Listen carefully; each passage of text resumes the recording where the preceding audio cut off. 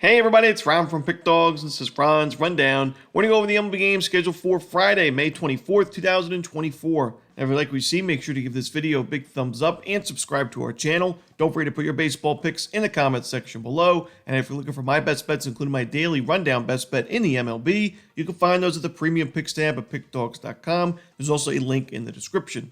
Alrighty, here we go. Here are the games for Friday, Major League Baseball. First up, we see the Atlanta Braves taking on the Pittsburgh Pirates. No official starter for Atlanta, but we should see Bailey Falter going for Pittsburgh. Falter's pitched well in terms of his 3.53 ERA, but I don't think it's going to last too much longer. When you look at the expected numbers, 5.03 expected ERA, 4.92 xFIP, they are pretty steep. He doesn't really earn a lot of strikeouts.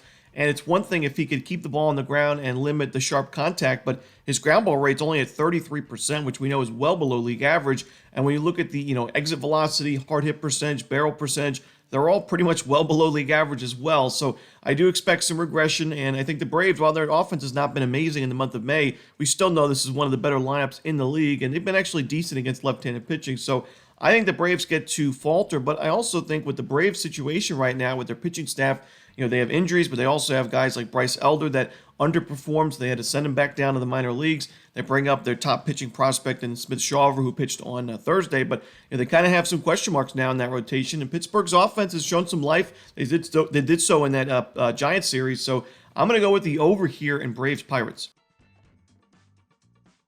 Next up, we see the Toronto Blue Jays taking on the Detroit Tigers. Alek Manoah and Matt Manning are the projected starters. Alek Manoah, got to give him credit. He's pitched pretty well now recently after a rough start to his major league season where he gave up those 6 earned runs and 7 total runs against the Nationals. Since then, he's gone 14 innings of 13 strikeout, no earned run baseball, just gave up a few unearned runs, and his control's been a lot better. He's limiting the sharp contact. He's pitching well, and he's facing a Tigers team that we know has not been great against right-handed pitching this season. Now, they've been better in the month of May, but I still think Manoah pitches well, and we actually saw him even last year where we know it was pretty much a disastrous season for Manoah in 2023. One of his highlights of the season was a start at Comerica Park on July 7th against these Tigers. It was 6 innings, 1 run, 8 strikeouts in a 12-2 Blue Jays win. So I think Manoah pitches well in this game. And on the other side, I just can't trust Matt Manning. While the Blue Jays offense has not been great, we're starting to see it turn it around, especially after that White Sox series. And, Manning is, look at his last few starts, 10 base hits, 9 base hits, walks are, going up. The strikeouts are not there. He only had 1 strikeout in his last start, which was 5 innings of work. Just way too many base runners and sharp contact for me. I think the Blue Jays get to him. They back up Manoah, and the Blue Jays grab a W in this one. So give me Toronto Blue Jays on the money line. Next up, we see the Seattle Mariners taking on the Washington Nationals. George Kirby and Mackenzie Gore are your starters. Kirby's pitched well this year overall, but mostly when he's pitching at T-Mobile Park, very pitcher-friendly ballpark at home. 30 1/3 innings, 2.97 ERA. He's got a 4-1 record, 34 strikeouts, a sub-200 opponent's batting average. He's been very solid at home, but on the road in 26 innings of work, Kirby's 0-3 with a 5.19 ERA, a much higher 278 opponent's batting average, only the 20 strikeouts in the 26 innings, and he's given up 6 home runs. And in fact, his last 2 road starts against the Orioles and the Twins, it was 11 innings combined, 5 home runs given up. So, it's a little bit concerning, especially on the road in this spot. I know the Nationals have not been as good a lineup in May as they were in April, but I still think they're a pretty tough lineup to face for a right-handed pitcher. And Mackenzie Gore, while he's not been as good at home as he's been on the road, I still think the fact that he can earn those missed bats, the Mariners do strike out quite a bit against lefties, I think it benefits his game. I'm going to take the Nationals in this one. We're getting a really good price with one of the most profitable teams in baseball. Give me the Nats on the money line. Next up, we see the Kansas City Royals taking on the Tampa Bay Rays. Seth Lugo for Kansas City, no official starter for the Rays. The Rays, this team has been dealing with so many pitching injuries the last few years. This probably would have been Zach Eflin's start. He was placed on the 15-day IL, and it's, of course, Ryan Pepiot gets off the IL, ready to come back, and Zach Eflin goes down with the injury. But the Rays, more than most teams in the league, have been able to deal with these injuries the last few seasons with a lot of these bullpen games, so I wouldn't be surprised to see one in this one.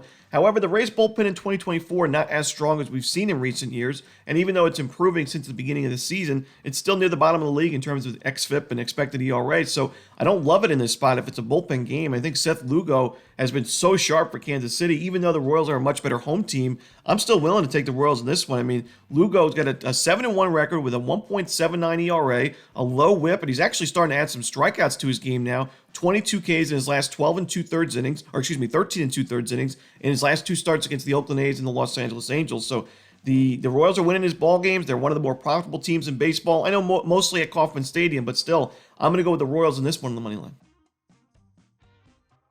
Next up, we see the Los Angeles Dodgers taking on the Cincinnati Reds. James Paxton and Graham Ashcraft are your starters.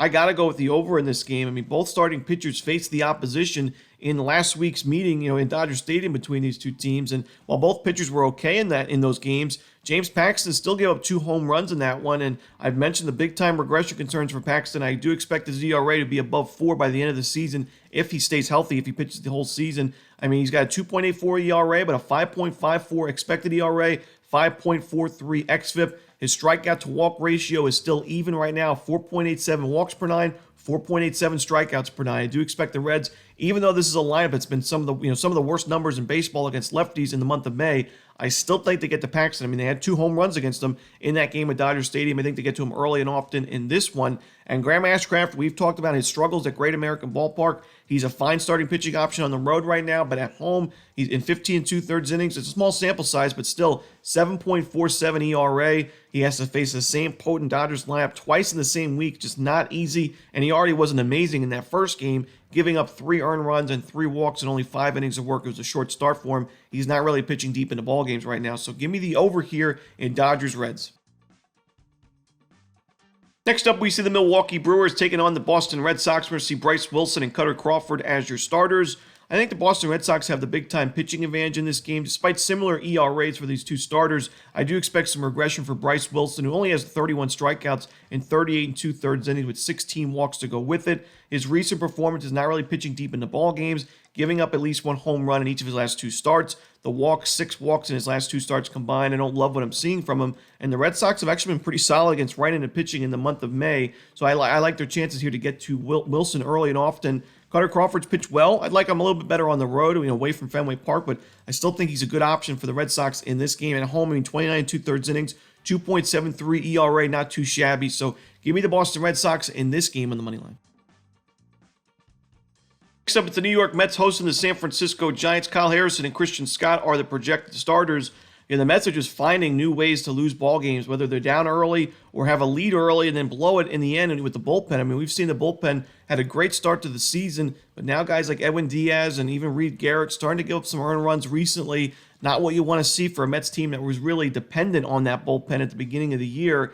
And, Christian Scott pitched really well in his Major League debut, but since then has given up 7 earned runs and 13 base hits in his last 10 innings of work. 2 home runs to go with it. Not really what you want to see. And the Mets are 0-3 in his first 3 starts this year. So while I don't love the current form for Kyle Harrison, who's giving up some sharp contact and he's giving up the walks as well, I still think when you look at he's been a winning machine for San Francisco. They've won each of his last 7 starts now, and the Mets have been some of the worst numbers in baseball against lefties in the month of May. I got to go with San Francisco on this one on the money line. Next up, we see the Baltimore Orioles taking on the Chicago White Sox. Corbin Burnes and Chris Flexen are your starters. Corbin Burnes has pitched really well this season. He's got a 2.56 ERA, very low whip. He hasn't given up more than 3 earned runs in any start this year. However, the Orioles are still 1-4 in his last 5 starts, so he hasn't necessarily been the most profitable pitching option. It's not necessarily his fault. Team doesn't back him up offensively. The bullpen blows the game, but nonetheless, 1-4 in the last 5. When you see prices like this with Corbin Burnes on the mound, it's tough to make a lot of money when you're losing those types of games. But I still lean towards the Orioles laying the 1.5 runs in this one. The Orioles grabbed the W in Burnes' last start against the Mariners, where it was 6 innings, 1 earned run, 11 strikeouts, and a 6-3 Orioles win. Chris Flexen, I'd much rather take a shot here with Chicago if it was the Flexen we saw at the beginning of the month of May, where he only gave up 3 earned runs in his first 2 starts. But now recently against the Yankees and Nationals, starting to get rocked. 15 base hits, 10 earned runs, 2 home runs in the last 2 starts combined. I got to go with the Orioles in this one, laying the 1.5 runs, but a game I will not be touching. Next up, we see the Texas Rangers taking on the Minnesota Twins. Jose Urena and Bailey Ober are your starters. Bailey Ober, we saw him struggle in that last game against Cleveland, and even last year against these Rangers, gave up 5 earned runs and 2 home runs in his start with only 4 innings of work. So I don't love this matchup here for Ober. And while the Rangers have been one of the more disappointing teams in baseball to start the year, I do think injuries play a role in that. But nonetheless, we expected a lot more from the defending World Series champions this year, a team that returned a lot of its production, at least offensively, going into the year. But I still think I'm not ready to give up on the Rangers. I think they have still a very potent lineup. I think they get to Ober early and often in this one. And, Jose Urena is not my favorite option to back, at least in a couple of, recent years. But so far this year, he's been able to keep the ball on the ground, limit sharp contact. And his last 2 starts, 12 and 2/3 innings, 3 earned runs given up. So 2 quality starts for Urena. The Rangers have won 2 of his last 3. I'm going to take a shot here with the Rangers on the road on the money line. Next up, we see the Chicago Cubs taking on the St. Louis Cardinals. Shota Imanaga and Miles Mikolas are your starters. We know Imanaga has been one of the best pitchers in baseball this year. 5-0 record, .84 ERA, .91 WHIP, is 5th in baseball. Strikeout numbers starting to improve, and overall 58 Ks and 53 and 2/3 innings. Good control, keeping the ball on the ground. He's done exactly what the Cubs have hoped for, and he's also pitched pretty well on the road. Even though his numbers are still 1.2 ERA at home, he's at a .38 ERA, 23 and 2/3 innings away from Wrigley Field. So he's just been excellent this season, facing a Cardinals lineup 25th and 22nd in team OPS and isolated power against lefties in the month of May. And, Miles Mikolas, though, on the other side for St. Louis, while he's got that rough ERA of 5.77 on paper, in recent games, his last 5 starts, 3 earned runs or fewer in 4 of those 5 games. So he's starting to get some quality starts. Pitching, last game, 5 innings, 2 hits, 1 earned run against the Red Sox. Pretty tough lineup in a 7-2 Cardinals win. So I expect a low-scoring game here at Busch Stadium. Give me the under in Cubs-Cardinals. Next up, we see the Philadelphia Phillies taking on the Colorado Rockies. We're going to see Christopher Sanchez and Ty Blach as your projected starters. It's tough to go against the Phillies right now with how well they've played. Even on the road, they're 15-6 so far this season away from Citizens Bank Park. And, Christopher Sanchez is making his Coors Field debut here. Always a little bit concerning for a young pitcher, but I think he pitches well. I mean, good enough here for the Phillies, honestly. The Rockies' numbers against lefties have not been great in the month of May, even at Coors Field. And Sanchez already pitched against his Rockies lineup once. That was, of course, at home, but it was an amazing outing. I mean, 6 innings of work, 1 earned run, 10 strikeouts in that one. That was a 7-6 Phillies win.